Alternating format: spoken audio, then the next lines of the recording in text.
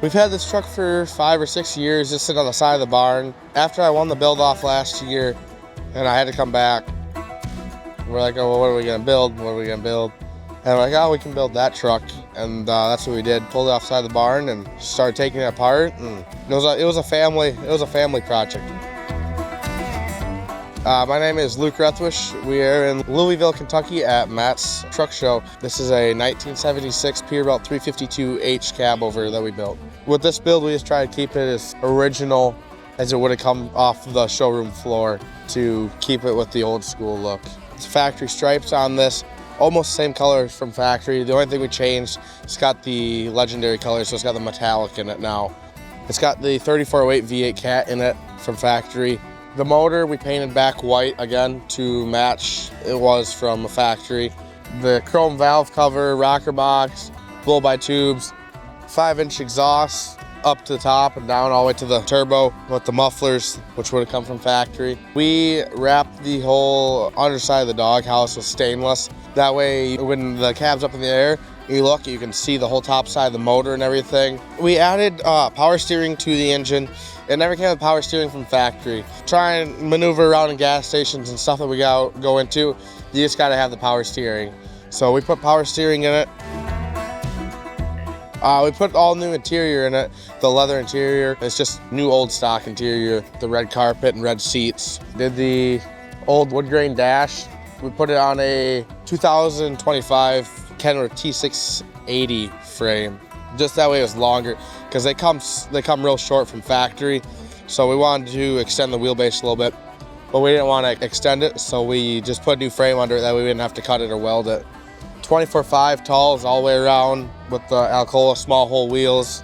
We got brand new Aluma tank, fuel tanks, Merit deck plate, painted the middle of it red, and then put the stainless inserts in it and the stainless on the trim on the outside. All our bolts and everything are clocked all the way around the truck. 370 rear ends on the flex air suspension. Hogebuilt stainless full fenders on it.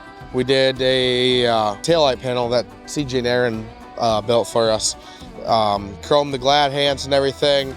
Electrical plug. The gladhands, normally they're red and blue. We painted them both legendary red just for the cleaner look. We chromed the shocks and stuff. We painted the rear ends nice. Didn't put a deck plate back here because when Dad gets home, he's gonna run this truck this summer. So if anything does happen, it's a lot easier to work on it on the side of the road than having to crawl underneath the truck and work on it. Anything on this side? Everything's pretty much the same. Besides, there is a thermoflow up there. We put a thermoflow on it for our hydraulic pump. That way we can pump into above ground tanks or suck products out of the ground in a tank. We did double bubbles down the side of the truck, did glass lights up on the roof and the turn signals on the mirror, and then we did yellow fog lights down on the bumper. There's not a whole lot of lights on this. There's 2 in the doghouse too, shining on the motor, and then there's 2 back here, and then the old glass round lights back here. There's not a whole lot of lights on this truck, but the cabovers never came with a whole lot of lights on the truck from factory back in the day. It's a bingo plate. Back in the old days, whenever you entered a state, you had to get a sticker that said you could run in the state, a registration sticker. So they had them bingo plates back in the day.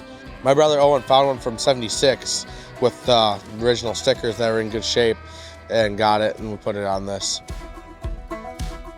So it's an original Union 76 gas pump, and the truck's a 76.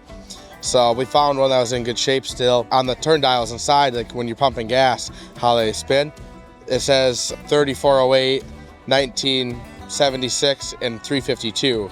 So that's the details for the truck. You know, this is your second year at the build-off. Can people expect something next year? We won't be in the build-off next year, but we got another truck in mind for next year for the regular show.